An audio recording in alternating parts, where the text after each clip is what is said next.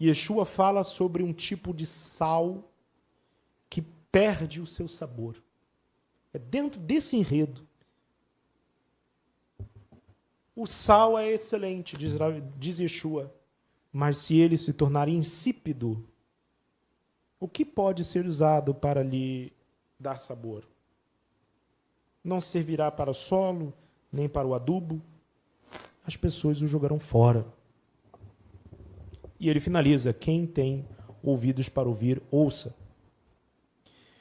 Irmãos, o símbolo do sal é frisado desde o Sefer Vaikra.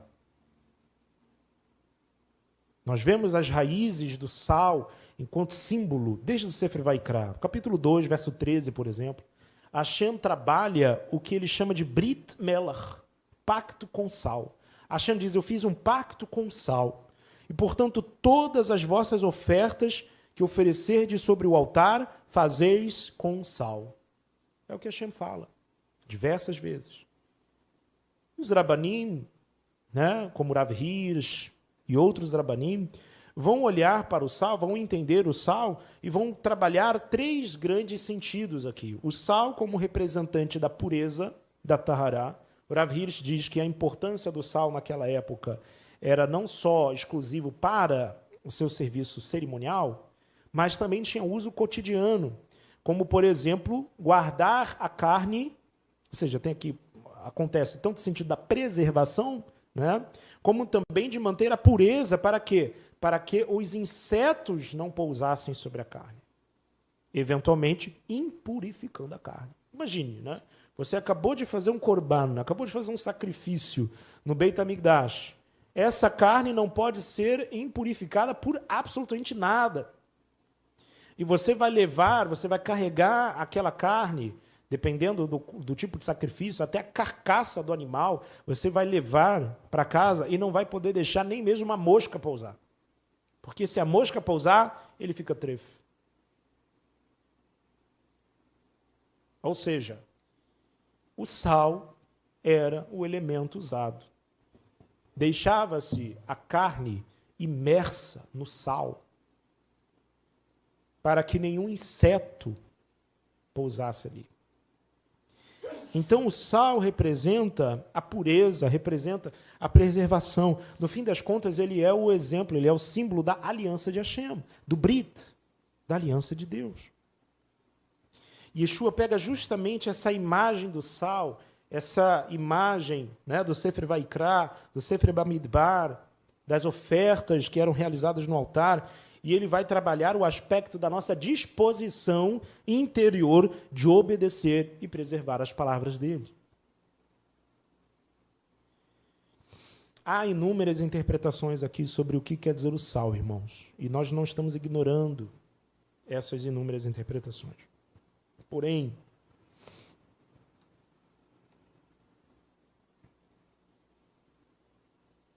a interpretação que nos é mais cara, que nos é mais querida, e que também faz mais sentido, é entender o sal como o desejo de alguém fazer o que Yeshua ordena aos seus talmidim.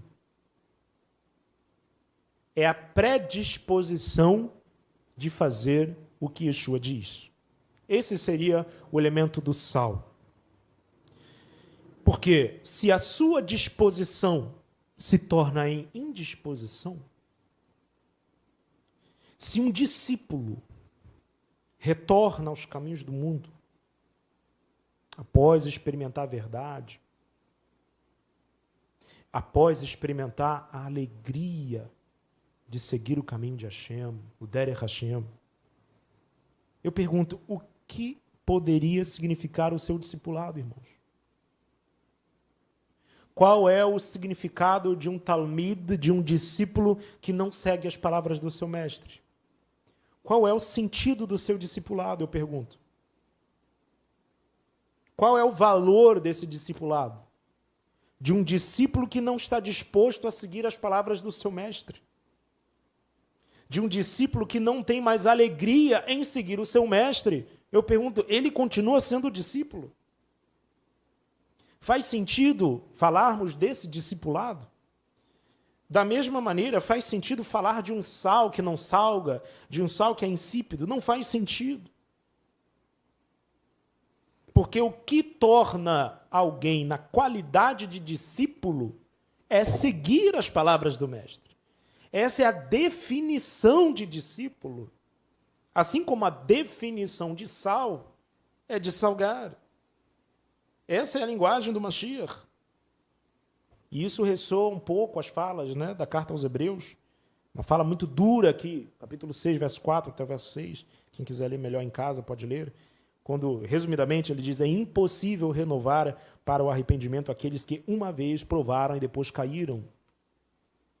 Estamos falando desse cálculo que às vezes é mal feito e essa pessoa prova dos dons futuros, prova da alegria do reino, prova da intimidade com o Ruach HaKodesh, mas não faz o cálculo e renuncia. Descrê. Yeshua diz ainda: seria preferível colocar uma pedra amarrada ao seu pescoço e ser lançado no fundo do mar. São as palavras do Mestre. E por isso Yeshua finaliza no verso 33, dizendo: assim, todo aquele que não renuncia a tudo quanto possui não pode ser meu discípulo. Irmãos, é uma palavra dura e ela é para ser assim. Porque a garantia da Bessorá são palavras duras, mas nós precisamos falar, porque isso é o que reflete as Escrituras. A garantia da Bessorá, a vitória que a Bessorá nos dá, é uma vitória sobre a morte, irmãos. Não é uma vitória na vida. A garantia da Bessorá, o que a Bessorá garante, o que as boas novas de Yeshua garante, é uma vitória sobre a morte. Vamos ver esse texto? São 4 textos que nós trouxemos aqui. Capítulo 2, verso 7. Ao que vencer, dar-lhe-ei a comer da árvore da vida que está no meio do paraíso de Deus. Ao que vencer, não receberá o dano da segunda morte. Ao que vencer, darei eu a comer do maná escondido. Ao que vencer, será vestido de vestes alvas e, de maneira nenhuma, o riscarei do livro da vida. Ao que vencer o quê, irmãos? A que Yeshua está se referindo? Em Apocalipse capítulo 2, aqui nós mencionamos o verso 7, o verso 11, o verso 17 e o capítulo 3, verso 5. Ao que vencer o quê? Vencer o quê?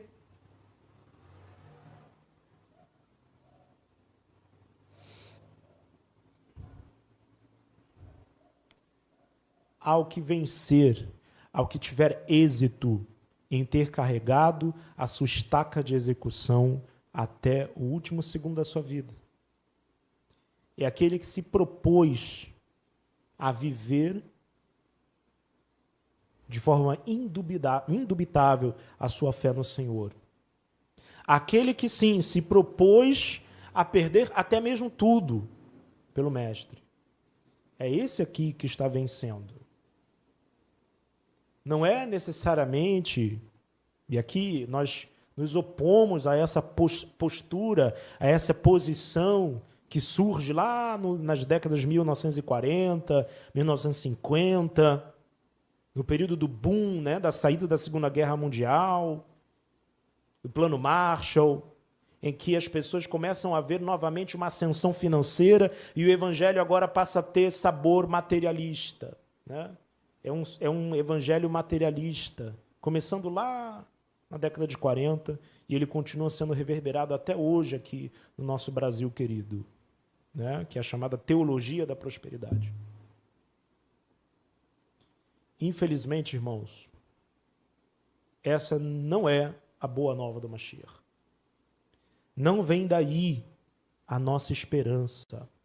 Nossa esperança não vem de uma vitória